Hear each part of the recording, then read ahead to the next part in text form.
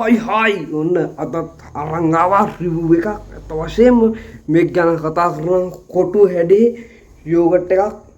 අත වශයෙන්ම අනිත් යෝගට් කප් එක රවුන්ඩ් හැඩේ. මම ආස කොටු හැඩේ කන්න මේක විවෘත කරගමු.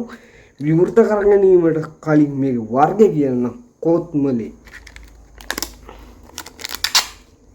මෙන්න මේ ආකාරයට ඉරලා විහික් කරගන්නවා. මෙන්න මේ වගේ ලී හැන්දක් අපිට බලා ගන්නට පුළුවන්.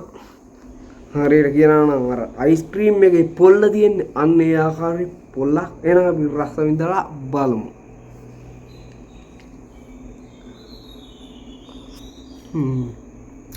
ඇත්ත වශයෙන්ම මේක ගැන කතා කරනවා ඇඹුල් රහක් එනවා. එක්පයි ඩේට් වෙන්නද මන් දන්නේ නැහැ.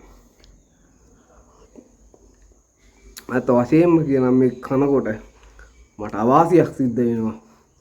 මගේ මූණේ හැමතැනම ගෑවෙනවා. හරියටම කට අස්තර උබා ගැනීමේ අපහසුතාවයක් දැනෙනවා.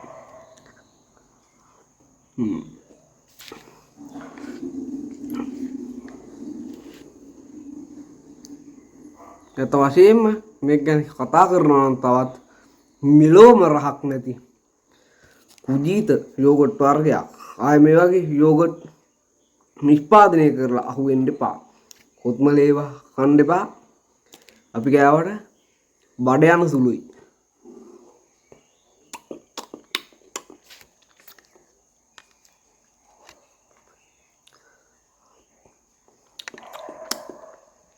බඩ යන ටේස්ට් එකක් අපිට ඇත්තටම බලා ගන්න පුළුවන් මේකේ. හෙට උදේ වෙනකොට පැය දෙකකට වඩා ලැට් එකේ ඉඳීම නම් ෂුවර්ම ෂුවර් පුතා.